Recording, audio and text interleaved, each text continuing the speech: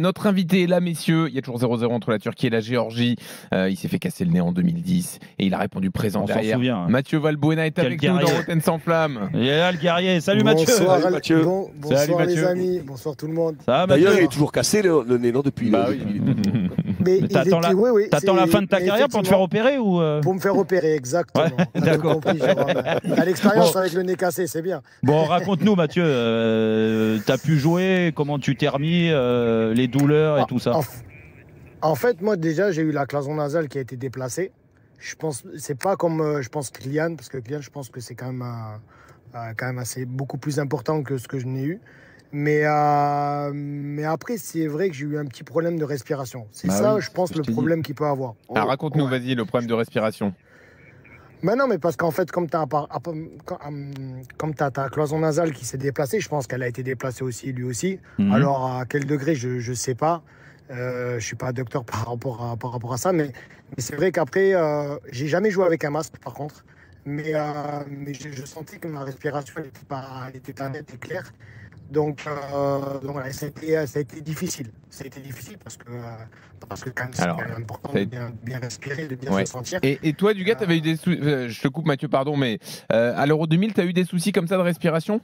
Non, non, pas du tout. Moi, ça s'est fait. Alors, j'ai pas joué le match d'après face au Portugal. Ouais. À cause, alors c'était l'explication de Roger, mais c'était peut-être pour autre chose aussi. Mais il m'avait dit voilà, on prend pas de risque et je m'étais retrouvé titulaire en finale. Mais voilà, c'est une question de sensibilité. Voilà, en plus, moi j'avais quand même un jeu où j'allais beaucoup à la tête, où j'allais quand même un peu au combat aussi. Donc voilà, ça m'a permis de me rétablir en une semaine. Et puis après, j'avais pratiquement plus de douleur, quoi. Et il n'y Et avait t'as- pas la question des masques à l'époque. Non, Pas vraiment, je me suis même pas posé la question parce que je vois pas à quoi ça sert. Si tu as une tête à faire, même avec le masque, si tu dois prendre le ballon dans la tronche, même avec le masque, tu vas le. tu vas le le seul sentir. truc, c'est que le masque, il te protège Ouais. des coups de coude et. Oui, mais après, voilà, c'est tout. après chacun vit avec la douleur de manière différente. Ah oui. Moi, un nez cassé ou autre chose, je suis pas trop, voilà, je suis pas trop entre guillemets, voilà. Moi, la douleur, ça me dérange pas, donc il n'y a pas de problème. En plus, avec Manu, on a fait beaucoup de soirées comme ça où la douleur, toi non plus, Manu. Ah oui, d'accord. Ouais, ok. mais moi, je Et portais Et puis le en masque plus, à l'époque. et en Ouais, c'est plus, ouais, vous étiez habitué au masque, c'est pour ça. C'était C'est ça, étonnant c'est que tu ça. l'aies Voilà. le masque en soirée et pas Voilà. sur le terrain, quoi. Mais j'ai pas le souvenir d'avoir raté des matchs. C'était juste au début que j'avais du mal un petit peu à respirer, quoi. Donc après, c'est vrai que moi, j'ai jamais joué avec un masque.